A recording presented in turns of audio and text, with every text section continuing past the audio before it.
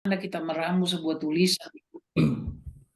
tulisan yang kondisi realnya ada, ya kan, real fact di lapangan seperti apa, namun kita konsepkan dalam bentuk gaya bernarasi atau bercerita, ya kan. Mungkin kita bisa masukkan unsur-unsur, misalnya temaram rembulan, ya kan. Nah, kita bisa masukkan kondisi-kondisi seperti itu di awal-awal ini, atau mungkin dengan gaya bahasa yang mungkin lebay kan.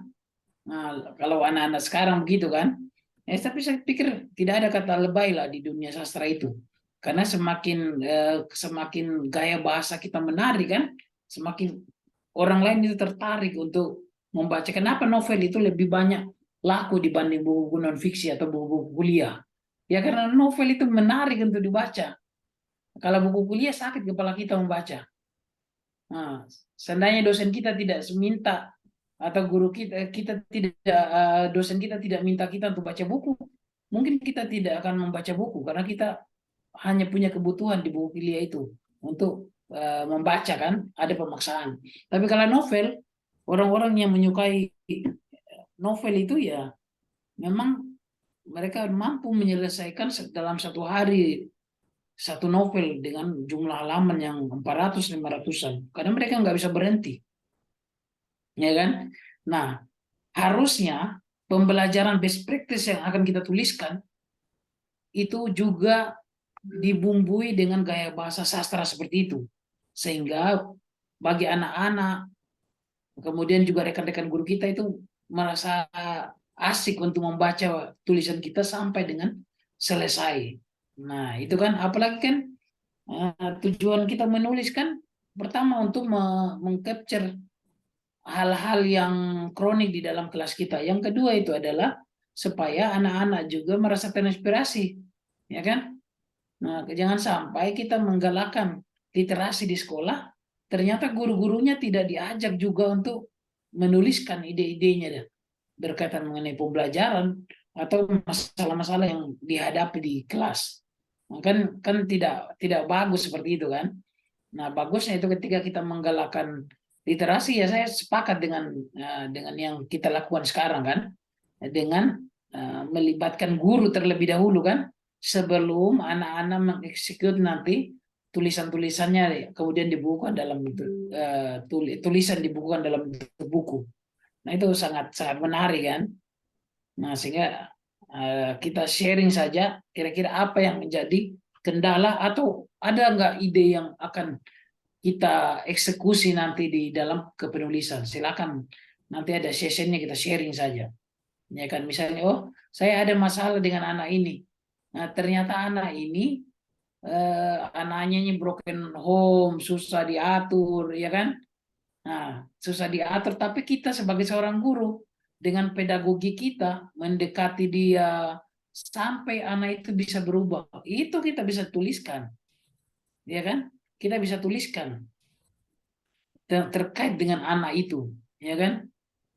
Misalnya ada perasaan yang mengharu biru ketika pertama kali masuk di sekolah ini. Tidak tahu mengapa terdapat salah seorang anak yang duduk di pojok, tidak berinteraksi dengan kawan-kawannya, namun tatapan matanya terlihat kosong, ya kan? Nah, ada perasaan khawatir, ada perasaan ragu untuk mendekati anak itu, namun perasaan ragu itu saya akan sirna ketika melihat tatapan kosong anak itu yang eh, tatapannya terlempar keluar jauh dari ruang-ruang kelas, ya kan? Nah, nah itu kita sudah masuk ke dunia sastranya tadi itu. Dengan kita beda cerita. Saya masuk di kelas, ada anak-anak yang susah dia tatapannya kosong kan aneh ininya. Nah, siapa yang mau baca tulisan begitu, ya kan? Tapi kalau kita bumbui dengan gaya bahasa yang menarik tadi, saya pikir orang lain yang membaca pun juga akan larut dalam tulisan yang kita baca. Seperti itu. Dan saya pikir kita pun juga punya pengalaman ya, apalagi dulu yang suka tulis surat-surat apa waktu SMA kan. Nah, itu punya bakat berarti. Nah, sejak dari lahir, bukan dari lahir ya, sejak SMA atau SMP kita sudah punya kemampuan berliterasi atau menulis. ada yang menulis surat, entah surat cinta, entah surat apakah, kepada temannya atau rekanannya atau saudaranya. Tapi sepanjang semakin tinggi kuliah kita, ternyata kemampuan bernarasi itu semakin menurun, ya kan? Apalagi ketika jadi guru, hilang semua. Padahal kemampuan itu sudah terasah mungkin di SMA atau di SMP, tapi ketika jadi guru, seakan-akan kemampuan itu hilang. Padahal bukan hilang, tidak diasah saja.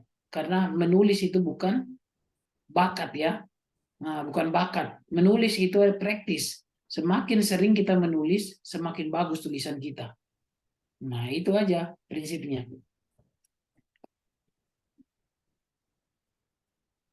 Nah, ini ada yang bertanya ya.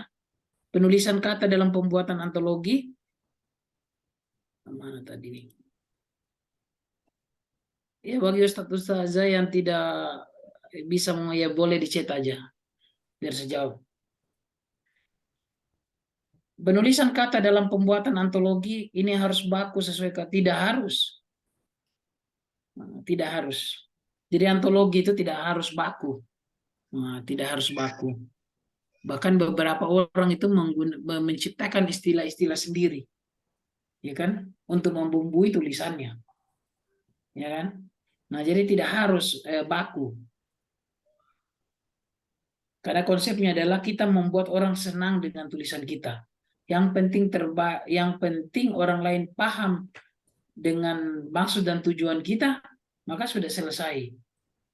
Nah, sudah selesai daripada tugas kita sebagai seorang penulis. Walaupun tidak menggunakan kamus besar bahasa Indonesia. Justru itu yang membuat kaku nanti tulisan kita. Nah, dengan menggunakan bahasa-bahasa yang mungkin jauh tidak terdengar. Bahkan istilah-istilah pun bisa kita masukkan yang mungkin belum ada di KKBI. Yang penting orang lain bisa paham istilah tersebut. Atau yang lagi hype di masyarakat. Nah, kalau anak-anak paham, orang lain paham, ya kenapa tidak kita gunakan bahasa itu. Ada lagi yang mau bertanya? Silakan. Baik, Ustaz, saya mau bertanya sedikit. Ya, silakan. Dari penjelasan yang Ustaz sampaikan tadi, ada mengenai faksi. Saya agak tertarik dengan pembahasan faksi ini, Ustaz, karena kemungkinan saya juga belum paham ya. Saya pertama mau bertanya, bagaimana cara kita, tadi kan sebagaimana Bapak bilang tadi, kalau dalam faksi ini adanya gabungan antara fiksi dan non-fiksi. Jadi gimana cara kita itu membawakan bahasa kita itu kan pertama bahasa yang biasa gitu menjadi bahasa yang sastranya gitu. Kayak kita tuh bagaimana sih Pak gitu. Biasanya kalau menulis itu masih lurus-lurus aja gitu, belum ada bahasa sastra-sastra yang menariknya gitu. Gimana cara kita untuk menimbulkan bahasa sastra ini agar nanti tulisan kita menjadi menarik gitu. Itu pertanyaannya Pak. Terima kasih. Siap. Oke, terima kasih Ustazah atas pertanyaannya. Jadi kita sudah dapat tema yang akan kita angkat di dalam penulisan. Misalnya temanya adalah anak berkebutuhan khusus. Dengan kita mengcapture salah satu anak yang di dalam kelas. Nah, ya kan? Nah, kita sudah dapat real fact-nya ini. Nah, sekarang bagaimana kita menuliskan sehingga orang lain itu namanya Ahmad. Alamat rumahnya segini, ya kan? Kebiasaannya begini kan, orang bosan nengoknya tulisan kita begitu, ya kan? Nah, tapi kalau kita mulai dengan dari kejauhan riuh suaranya terdengar, ini pasti tidak ada lain. Suara ini dari salah seorang anak, Ahmad namanya, ya kan? Nah, tapi kalau kita seperti itu aja, sebenarnya tidak bagaimana treatmentnya ya. Saya pun nggak terlalu ini juga, tapi biasanya kita untuk sementara ya Bu, ya Ustazah, kita mungkin tidak bisa 1-2 hari atau berapa, mungkin nanti di tulisan ketiga nanti baru akan kelihatan gaya kita bernarasi. Ya kan, kalau kita nuntut sekarang bernarasinya seperti begitu, kita tidak punya waktu yang cukup. Apalagi misalnya tahun ini kita mau target di akhir tahun atau apa di momen apa kita akan buat launching buku di hari pendidikan lah misalnya kan. Maka kita waktu pelatihan kita waktu tidak terlalu banyak. Nah, untuk di karya yang pertama ini ya tentu yang penting tadi itu kita tersampaikan maksud dan tujuan kita saja. Yang penting tadi yang kalau bisa bagaimana ya caranya?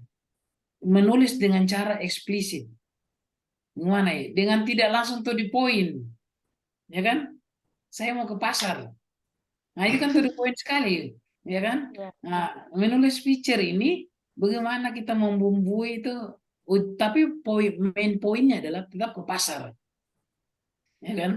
Udara sejuk di pagi hari kan? Ya kan? Nah, kereta kuda berlalu lalang, ya kan? Dengan kondekturnya yang ini, ya kan? Hari ini saya baru ke ini, gitu. Jadi tetap main pointnya adalah tujuannya sama, tapi kita eh, apa ya namanya, membelokkan main pointnya ini sehingga kesannya itu tidak langsung to the point kepada pembaca. Nah itu seperti tadi kan, bisa aja saya tuliskan Ahmad kelas kelas 4. Wah, Nah, ini. Nah, itu kan biasa, tapi kalau kita mulai dengan dari jauh sudah kedengaran suaranya yang riuh, meneriak-teriakan temannya, mengejar-ngejar temannya, ya kan? Nah, itu hal kebiasaan yang setiap hari sebagai guru saya alami. Anak itu tidak lain adalah si ini, inisial ini. Tidak tahu mengapa, anak itu selalu saja membuat hati saya merasa kesal. Nah, misalnya begitu kan? Nah, curhatan kita kan. Namun di balik kekesalan itu ada perasaan haru, ada perasaan apa namanya kasihan atau apa, ada perasaan iba kepada anak tersebut. Nah, itu kayak begitu, tapi real fact-nya memang anak itu memang ada. Bukan imajinasi daripada kita sebagai guru. Ya kan? Jangan kita mengada-ngada di situ. Nah, inilah yang kita tuliskan dalam bentuk faksi tadi. Mengcapture kehidupan nyata, kemudian menuliskan dengan cara naratif. Nah, bukan kayak menulis berita, tapi bernarasi di situ. Nah, yang penting sekarang itu adalah apa yang perlu kita capture dalam kelas kita atau di lingkungan sekolah kita yang kita mau angkat menjadi tulisan. Itu dulu. Ya kan? Kalau kita terus menyibukkan diri kita dengan gaya bahasanya inilah, gaya bahasa itulah, ujung-ujungnya tidak jadi naskah buku kita. Ya kan? Ya udah capture aja dulu apa yang ada dulu di yang akan kita tuliskan. Nah, langkah selanjutnya itu baru kita mulai memikirkan apa-apa isi daripada tulisan tersebut, ya kan? Apa yang kita harapkan setelah pembaca menyelesaikan tulisan kita, apa yang kira-kira didapatkan oleh pembaca. Nah, itu aja menjadi konsep awal kan? Nah, yang perlu teman-teman lakukan, mencari satu atau dua tulisan. Ini kan berapa orang kita, Ustazah? 18. 18. Harusnya Siap. harusnya itu minimal satu orang itu menuliskan 2 tulisan. Siap. Baru masuk, karena kalau yang dulu kita cetak beberapa tahun terakhir kita nyetak nyetak buku itu guru itu rata-rata guru itu menulis 2 sampai 3 naskah. Tapi kewajibannya hanya menulis 2. Tapi kalau ada yang menulis 3 atau 4 ya silakan. Tentu kita apresiasi dari sekolah bagi guru-guru yang punya minat yang lebih seperti itu.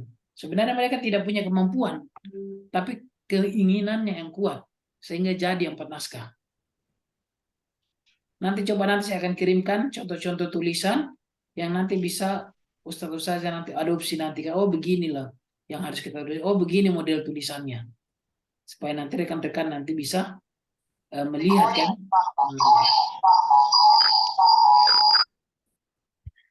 Ada lagi? Pak Kiainya ini belum ada yang bertanya ini. Mana ini Ya, semua? silakan. Ada yang bertanya Ustaz dan Ustazah supaya lebih jelas? nampaknya coach yang dari kemarin ditanyakan guru-guru itu memang pertama-tama dari mana memulainya. Ini yang paling mendasar karena memang baru perdana, tapi sudah ada beberapa yang sudah terbiasa. Cuman bagi kawan-kawan yang belum terbiasa, itu nampaknya memulai itu sesuatu yang berat kan, memulai sesuatu yang baru itu. Nah, kira-kira kiat-kiatnya untuk lebih meringankan dan memudahkan itu dia harus mulai menulis dari mana gitu. Dan apa yang harus mereka tulis? Itu coach. Nah, yang pertama tadi yang melihat kan apa yang kita mau tuliskan, ya kan? Sebenarnya jangan terlalu banyak-banyak fokusnya.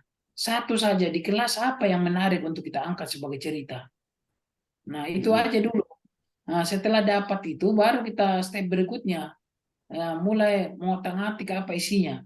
Oh, isi dari keseluruhan buku ini kalau sekian paragraf itu kita hitung paragrafnya. Oh, sekian paragraf itu bahas tentang ini, sekian paragraf itu bahas tentang ini. Kemudian closingannya apa isinya.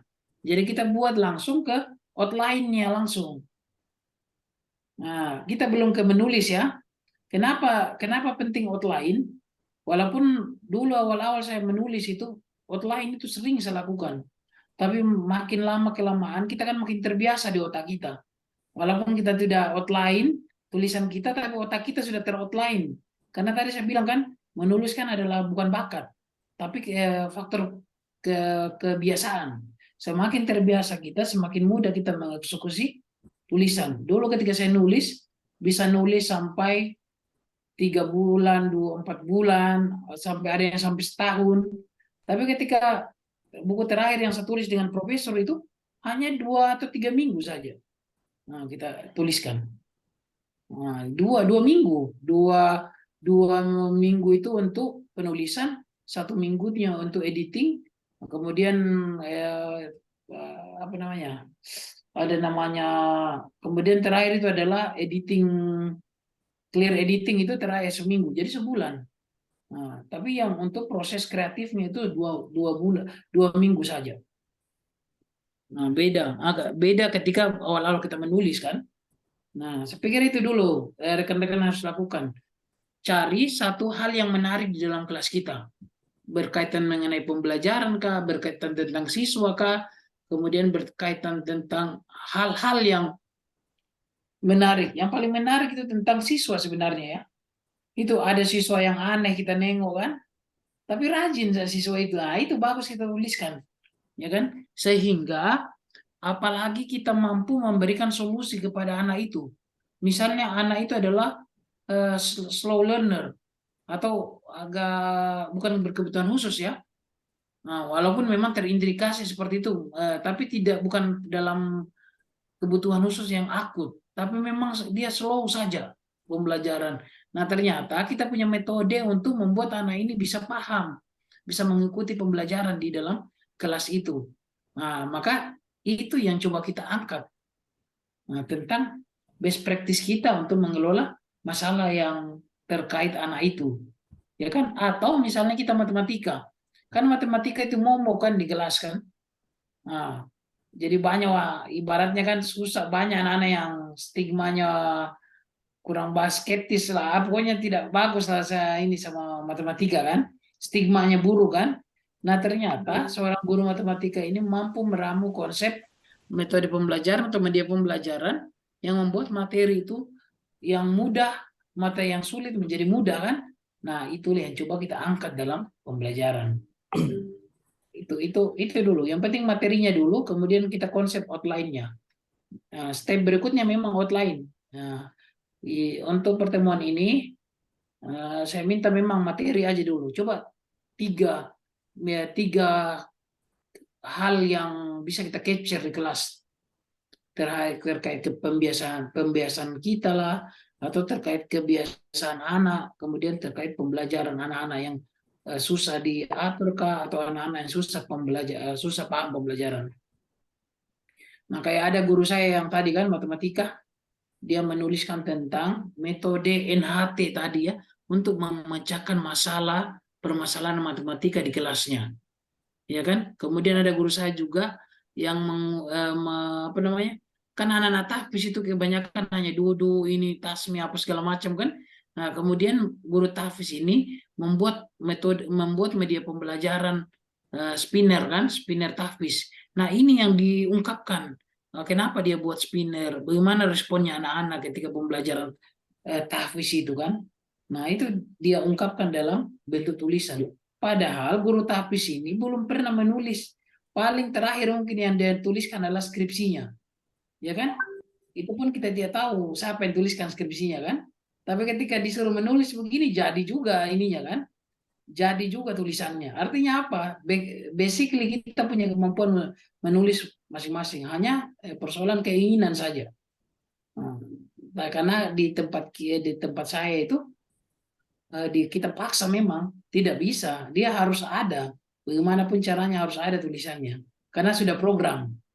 Ya kan? Jadi kalau kita bebaskan, dulu pernah awalnya kita bebaskan guru-guru yang mau menulis, tidak ada yang kirimkan tulisan, ya kan?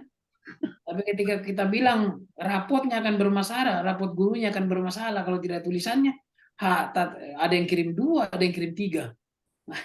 Artinya memang ya mungkin entahlah, mungkin karena keadaan genting, kemudian juga ini akhirnya muncul kreativitasnya guru-guru. Nah, seperti itu ya. Itu sih, jadi mau punya pengalaman terhadap seperti, apalagi ini kan program kan, apalagi kalau ujung-ujungnya mau di launching di dinas atau mengundang dinas kan, tentu juga kita apresiasi lah apa yang dilakukan sekolah kan, supaya nanti upgrading guru juga bisa lebih baik lagi lah, kan katanya kita kurikulum Merdeka Belajar kan. Ya. Merdeka Belajar yang berliterasi, bernumerasi. Tapi bagaimana mungkin anak-anak kita mau berliterasi, bernumerasi itu. Sedangkan basically gurunya pun juga tidak punya, ya mohon maaf, tidak punya keinginan. Belum kita programkan secara ketat. Kalau tidak untuk berliterasi dan bernarasi. Itu. Membuat tulisan ini dikatakan sudah selesai satu karya tulisan feature. Best practice minimal dan maksimal ada berapa paragraf. Oh, ini tergantung. Nah, mau 10 halaman kah 20 halaman ini tergantung dari penulisnya ini. Ya kan? Kalau tidak selesai 2 halaman, hantam 5 halaman. 10 halaman pun juga tidak masalah. Nah, tergantung daripada keinginan daripada guru. Nah, karena kalau dia ukuran A4 dikonversi ke A5, maka satu ukuran A4 itu dikonversi ke A5 jadi 2. Jadi 2 A5. Iya betul. Satu A4 itu dikonversi ke A5 jadi 2 lembar. Ya kan? Jadi kalau hitungannya 10 halaman A4 dikonversi ke A5 menjadi 20 halaman. Jadi 20 halaman hanya ditulis oleh satu orang guru. Luar biasa. Nah, jadi tidak ada batasan. Tapi kalau mau memang bagusnya dipecah aja lah. Karena kalau mau dibuat 2 judul, ya udah bikin judul berikutnya lagi. Nah, dengan apa namanya? Ya, menyelesaikan tadi mungkin misalnya kita 3. Kalau kemarin saya itu minimal pengiriman itu 3 halaman A4. Guru. Jadi mereka guru-guru di sekolah itu saya minta mereka mengirimkan minimal 3 halaman A4 dengan spasi sekian. Nah, jadi kalau dikonversi ke A5 sudah jadi 6 halaman. Karena guru kita dulu kan sedikit. Jadi kita butuh pengalinya dari jumlah halaman yang ditulis guru sehingga jadi 1 buah buku. Nah, karena sekarang sudah banyak gurunya, jadi ya kan tidak perlu banyak-banyak lagi tulisannya. Satu orang guru sudah cukup untuk mengirimkan 1 tulisan. Udah jadi buku yang sekitar kemarin terakhir itu hampir 200 halaman, lebih 250 halaman. Itu ditulis oleh guru-guru kita. Berkaitan tentang tentang best practice ketika pembelajaran di kelas. Jadi terserah aja ya Bu, hanya nanti kan tim yang akan tentukan nanti apakah 3 halaman itu batas minimal ataukah berapa halaman. Jadi kita serahkan saja kepada tim lah yang menentukan. Nah, karena kita juga harus berhitung. Tidak mungkin kita launching di dinas pendidikan ternyata bukunya isinya hanya 10 halaman atau 5 halaman kan, atau 20 halaman, kan sedikit sekali. Malu kita nge-launching besar-besar kan, habis anggaran ternyata yang di-launching cuma 20 halaman. Nah, itu. Ada lagi? Baik, Ustaz terima Zana? kasih. Ada lagi yang mau bertanya supaya untuk perdana ini tuntas dulu supaya besok kita sudah bisa mencari-cari apa sumber untuk ditulis, teman-teman Ustadz dan Ustazah. Silahkan, ada yang mau bertanya lagi? Bisa langsung bertanya atau bisa langsung lewat WA, silahkan ditulis, dicatat maksudnya pertanyaannya. Monggo, ada? Nampaknya sudah gatel semua tangannya ini coach untuk nyari sumber. Nah, saya menyarankan ketika menulis langsung di laptop aja ya. Supaya tidak terlalu banyak makan waktu. Otak kita itu kan namanya menulis kan. Kita menulis di kertas terus dipindahkan laptop, habis waktu kita. Nah, kalau dapat langsung dituliskan di laptop atau apalah. Sehingga tidak makan waktu di situ. Dan juga ketika kita menulis, ya yang penting tulisan itu selesai dulu. Karena kan kita bantu juga di editing nanti. Ya kan, yang penting tahun ini ada dulu bukunya rekan-rekan daripada SDT Aligma ya. Nah, nanti next baru kita tuntut dengan gaya bahasanya seperti apa. Nah, itu yang penting sekarang ada bukti dulu, kita launching, panggil orang tua kan. Nah, di launchingnya nah, itu sudah menunjukkan keunggulan lah dibanding sekolah-sekolah yang lain kan. Iya kan, kalau dia sofa itu anak-anaknya yang disuruh nulis, ini gurunya dia, ini ya, berbeda programnya kan. Tapi tujuannya ujung-ujungnya nanti anak-anak pun juga nanti kita akan hadirkan juga mereka menulis dan berliterasi juga. Itu. Kiai-kiainya ini belum bertanya nih. Ya, ya silakan Ustadz-Ustadznya itu ada Ustadz Fikri, ada Ustadz Anwar. Ada yang mau ditanyakan? Atau masih Ustadz, memang mencari inspirasi untuk bertanya ini? Ustadz, mungkin sedikit bertanya lagi. Ya, silakan Ustadz Nika. Ini Ustadz sedikit pertanyaan. Saya ingin tahu bagaimana dulu caranya Ustadz awal menulis. Saya penasaran juga Ustadz, sehingga Ustadz sekarang sudah menjadi seorang sukses, penulis yang sukses lah gitu. Terima kasih Ustadz. Oh ya, langsung Dat. Kalau caranya sih apa ya? Sebenarnya saya nulis pertama itu waktu mahasiswa ya. Nulis semester berapa, ternyata setelah 6 tahun baru dibalas, tidak ditolak. Bayangkan nunggu 6 tahun untuk ditolak sama penerbit kan. Nah, jadi itu pertama di situ. Nah, kemudian kemudian belajar nulis dulu sama di Sekolah Guru Indonesia, kemudian terbit. Itu pun sebenarnya belum bagus. Setelah saya baca sekarang, maksudnya dengan kemampuan sekarang lah kan, kok jelek sekali tulisan saya zaman dulu kan. Tapi itulah namanya penulis itu kita berkembang kan Bu. Nah mungkin di buku pertama kita seperti ini masih kurang pemahaman, kurang jam terbang. Nah di buku kedua baru di progres. Jadi yang paling pertama kan saya nulis buku juga langsung dulu awal-awal kan 170 halaman semester 4. Nah, kemudian saya kirim di Gramedia, ternyata selama 6 tahun tidak ditolak, dijawab 6 tahun lama sekali. Kemudian menulis antologi itu kalau saya kirim itu 1 halaman sedikit, 1,5 halaman lah 4, akhirnya masuk dan ternyata itu ya masih belum bagus juga. Masuk ke antologi berikutnya sudah mulai rapi, masuk ke antologi ketiga, kemudian saya stop antologi. Nah, ya saya mau kembali ke buku sendiri. Nah itu saya butuh waktu. Ya, ternyata tulisan saya yang saya tulis 7 tahun yang lalu pada saat itu Bu, saya rubah tulisan itu dengan ya itu tadi menjadi guru gila kan. Itu adalah buku pertama saya. Itu. Jadi buku yang dulu saya baca ulang lagi ternyata saya lihat oh ternyata memang saya masih kurang jam terbang di sini di sini di sini. Nah, saya perbaiki kemudian kurang lebih 1 atau 2 bulan saya perbaiki itu saya ganti judulnya, saya ganti beberapa bagian di dalam buku itu, kemudian saya kirimkan ke penerbit dan alhamdulillah diterima. Jadi sebenarnya bukan tulisan kita yang jelek sebenarnya Bu, ya kan? Hanya momennya saja yang belum pas. Nah, termasuk kemarin saya sudah banyak juga buku kan, tapi ada 3 penerbit yang saya kirimkan buku yang saya tulis dengan profesor itu, ternyata tidak ada satupun yang menjawab. Nah, baru kemarin dijawab sama ada penerbit besar yang penerbit perguruan tinggi yang jawab oke. Nah, artinya apa? Semua penerbit itu punya tesnya masing-masing.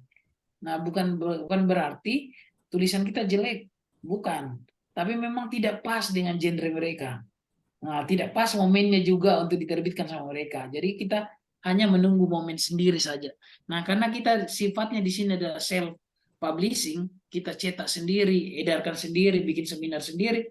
Jadi kita tidak perlu banyak seleksi. Seleksi karena kita yang menyeleksi. Tidak kayak penerbit besar, mereka banyak pertimbangannya. Kertasnya, bukunya, konsepnya, laku enggak? Nah, kalau tidak rugi mereka. Sehingga ketika ada tulisan yang tidak berpotensi laku, mereka akan dengan sangat terpaksa ditolak tulisan itu. Nah itu, jadi tenang saja. Tulisan itu tidak ada yang bagus atau jelek. Hanya dia menunggu momentum saja untuk diterbitkan. Nah itu. Baik Pak, terima kasih Pak.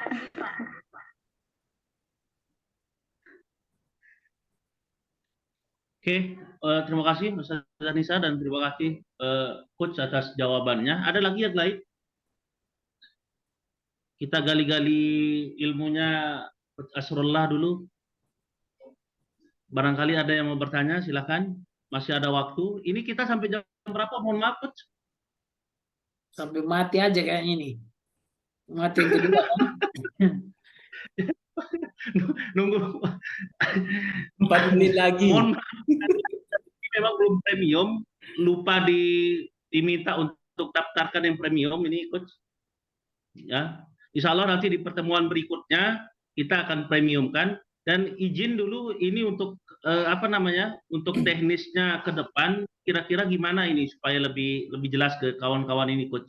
Apakah mulai dari sekarang kemudian besok kita mulai mencari sumber untuk kita tulis, entah itu nanti di dalam kelas dan sebagainya, di dalam sekolah atau sebagainya.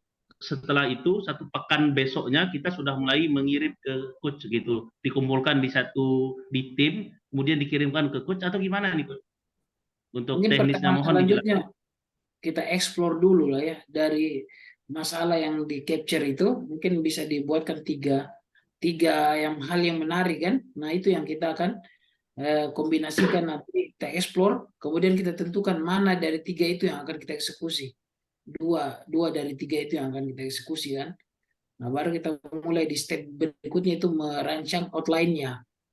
Nah di pertemuan kedua, nah, ya kan, merancang outline-nya. Sekarang itu mencari dulu masalahnya, ya kan.